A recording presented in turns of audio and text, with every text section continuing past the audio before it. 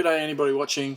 I had a problem. I got this Millennium Falcon that's huge, and I did have a cabinet that was in it. My wife bought me a TIE Fighter a couple of Christmases ago, and it was huge too, as you can see. So I've had to build a cabinet. And I have the Millennium Falcon end that it's going to go in for all the Millennium Falcons I got, but that Millennium Falcon is huge. So trying to think of somewhere to do it, I went through some discussion, some ideas with myself, and decided that Echo Base might be the way to go, because a lot of the Chewbaccas that I've got that I'll put with this model are from Hoth. So I decided to do a Echo Base build. So lots and lots of looking on the internet and images for Echo Base, and lots of thinking went into the doings of it all, but I'm up to the construction part of it all. I did think about doing the docking bay 94 from A New Hope, but like I said, most of the Chewbaccas that I have that are for this scale of toy are the Empire Strikes Back ones. So I decided to go with Echo Base as a choice. Now, I started construction with foam and offcut ones, and the striations, this is what I'm doing here. I don't have Tourette's, and I haven't got old and shaky. If you just wiggle the cutting knife as it goes through the hot wire through the foam, it builds the same striations in the face of it that they had showing as the ice had been cut away in the movie. So as you can see there, so all of the cuts that I made for shaping all of these things are done the same way. There's 9 hours of video, but I have sped up absolutely everything. I still think it's going to take about 3 videos to get through showing the construction of this, but this is the foam cutting. It's pretty basic sort of stuff. One of the things that did go wrong for me with all of this, though, is when I finally got to I had intended to put the column up and maybe have a couple of columns. I looked at the pictures and I was trying to gauge where the Millennium Falcon would fit in the middle of it all. There wasn't really a plan. It was a little bit of an organic sort of a way, and I was trying to use offcuts because initially I thought the offcuts would be just enough to give me the impression of what I wanted. And even though the back of this one's got some weird shapes on it, I intended to make it on such an angle that it would only need to glue a little bit at the bottom. So after I'd cut it all, got it all married up, glued it all together, taped it up, left it dry, which is the process that you're seeing at the moment, pinned it together with toothpicks until it held, and then still put some tape around it to make sure that it stayed held.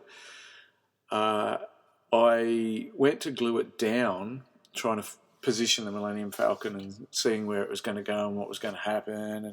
And it's quite tricky with all the pictures, trying to work out exactly where the Millennium Falcon is in relation to all of the parts of Echo Base. And watching, I did go and watch Empire Strikes Back a little bit for the Echo Base bit. C-3PO and R2 enter through a back door that's behind the Millennium Falcon, but it was also quite hard to gauge where the Millennium Falcon was in relation. So when I sort of gathered where it was all going to be, I worked out how much of the styrofoam was going to be glued to the board, and then realised that given that styrofoam doesn't usually like to stick to just about anything, it either melts or it's really hard to get it to stick properly. I realised that single piece standing by itself was probably going to just either fall over or knock off.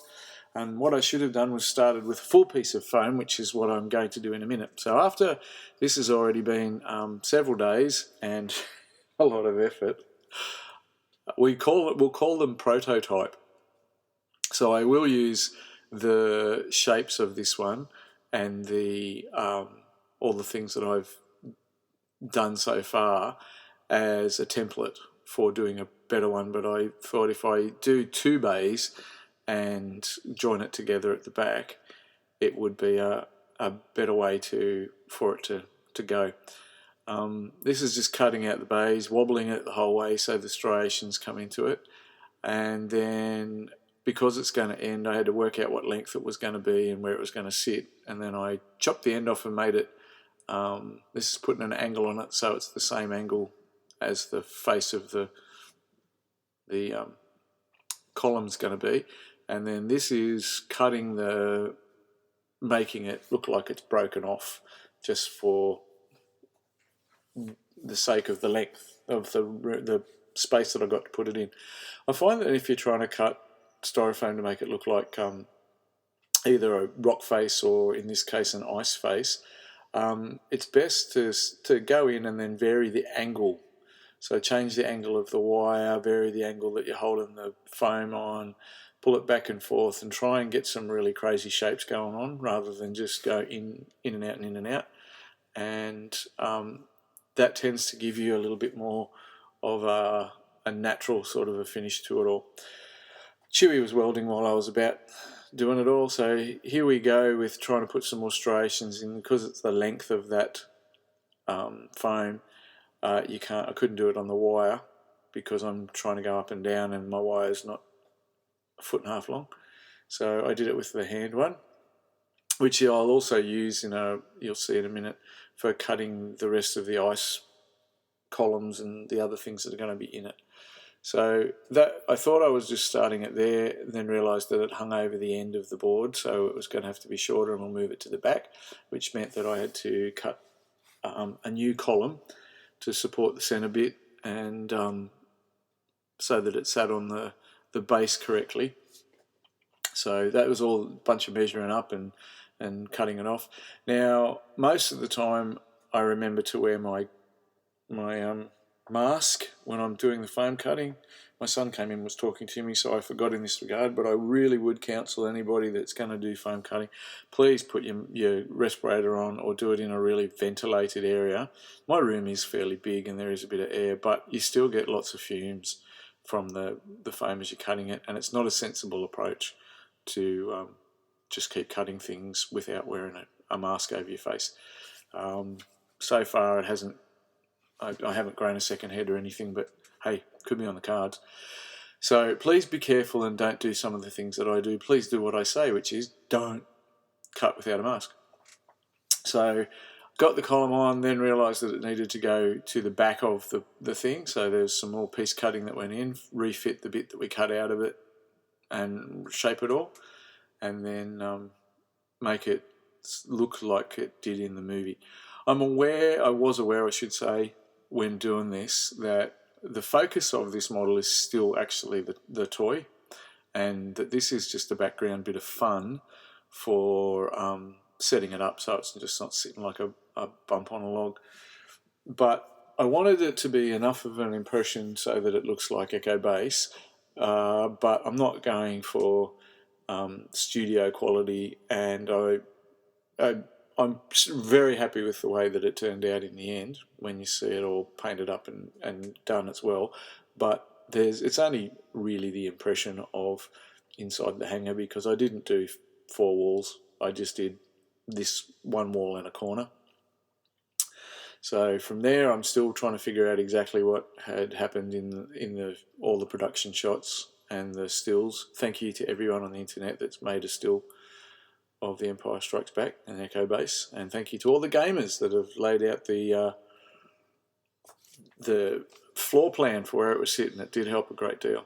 So there's a lot of toing and froing with the bits that were left over to make them useful and to make it work for this particular build.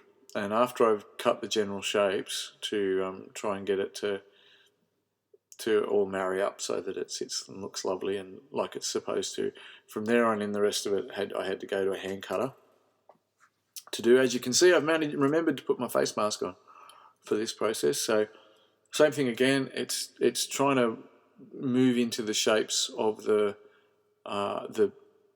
foam, try and get a bit of continuity with the cuts, and then develop the cuts so that they're not all straight up and down, so that they sort of follow on, adjust the wire, the direction of the wire, have another look at it, see what you think, and then try and have some overhangs and things like that. So this is really, like I said, an organic process, bits and pieces here and there, referring to the production shots to see that there was some some of the column near the end had bits nicked out of it.